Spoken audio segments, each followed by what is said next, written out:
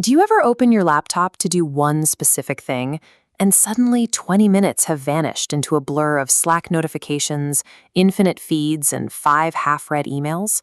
That brain-fogged, spinning plate sensation is physically exhausting. It's easy to look at that scattered behavior and blame yourself. You sit down at your desk, fully intending to lock in for 8 solid hours of deep work. And when you can't, it feels like a personal failure of willpower. But you are swimming against the current of an entire industry. The modern attention economy is built by thousands of engineers whose literal job is to fragment your focus and harvest your constant low-level engagement throughout the day. We are expected to perform like servers, always online, processing endless streams of data without dropping a single packet. But your brain is flesh and blood, and it has hard physical limitations. Look at this breakdown of typical attention spans by age group. Down here at the bottom, the absolute maximum cap for adult concentration is between 30 to 90 minutes, plus a little buffer depending on the person. Demanding 3 or 4 hours of unbroken output from yourself ignores the hard physical parameters of the human brain. So, how do you navigate this? You still have to pay the bills, answer messages, and exist in a hyper-connected society. You can't exactly throw your phone in the ocean. Defending your attention requires a specific trade-off.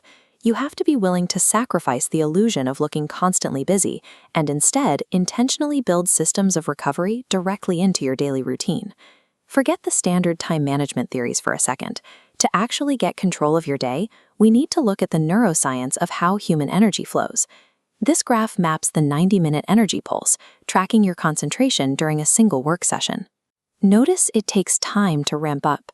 The first 45 minutes are a steady climb. Then, around the 90-minute mark, the curve drops steeply into physical fatigue. If you try to power through that drop with caffeine or sheer willpower, you hit a wall of cognitive fatigue. Everything you produce past that point will be slow, error-prone, and low quality. Managing your energy in these blocks provides a foundation, but you also have to navigate the specific mode your brain is in. Your brain operates in 2 distinct modes. On one side is hyperfocus, where your attention is entirely consumed by a single task. On the other is scatterfocus, where you actively let your mind wander. Getting into hyperfocus requires strict boundaries and isolation. You have to shut out the world. That is highly effective for solo tasks, but it is a terrible state if your job requires heavy collaboration or rapid problem solving. That is where scatterfocus comes in. When you step back and let your thoughts drift, you activate the default mode network. This inward-looking brain state is doing heavy lifting, processing complex patterns and connecting ideas. The problem is cultural. Scatterfocus requires you to actively stop working. In a hustle culture environment that praises constant typing and instant replies, staring out a window feels lazy, even when it is exactly what your brain needs to solve a hard problem. To operate at a high level without crashing, you have to cycle between these 2 states. If you constantly suppress that default mode network by staying hyper-engaged all day long, you will burn out.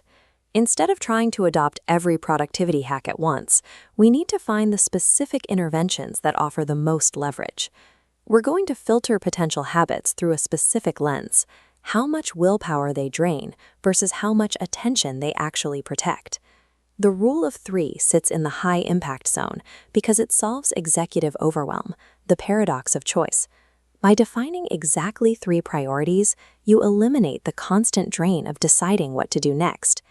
Capping your scope prevents your limited cognitive capacity from getting overloaded by a sprawling to-do list. The trade-off is the high level of discipline required to look at tasks 4 through 10 and accept that they are not getting done today.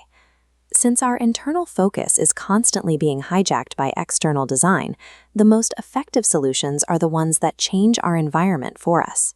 This image shows a specific hardware intervention, the digital grayscale shield.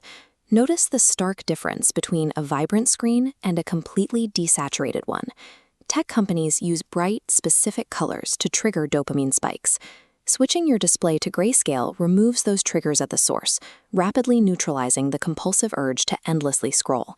The trade-off is that your phone becomes boring to look at, which makes tasks that require color, like photography or design work, much more difficult.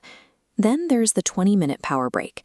It is a low-effort way to reset because it allows your brain to physically clear built-up metabolic waste. Treating your attention as an investment means being honest about where you fail. You need to prioritize the high ROI tactics that target your specific bottleneck, whether you are drowning in task overload or fighting digital addiction.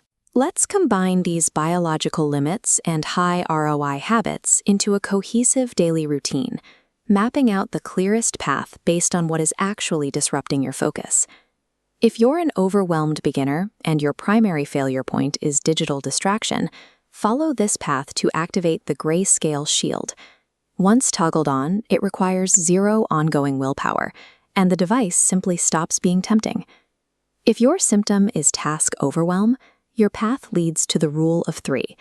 Establish these priorities before starting work. For disciplined optimizers, the core loop is a 90-minute pulse of hyperfocus, followed immediately by a mandatory 20-minute recovery break. If you want to maintain that optimizer level, you have to protect your default mode network.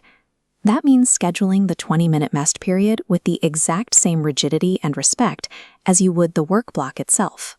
If you skip the recovery phase because you feel like you're on a roll, you prevent your brain from clearing out that metabolic waste. All you are doing is guaranteeing a severe energy crash by mid-afternoon.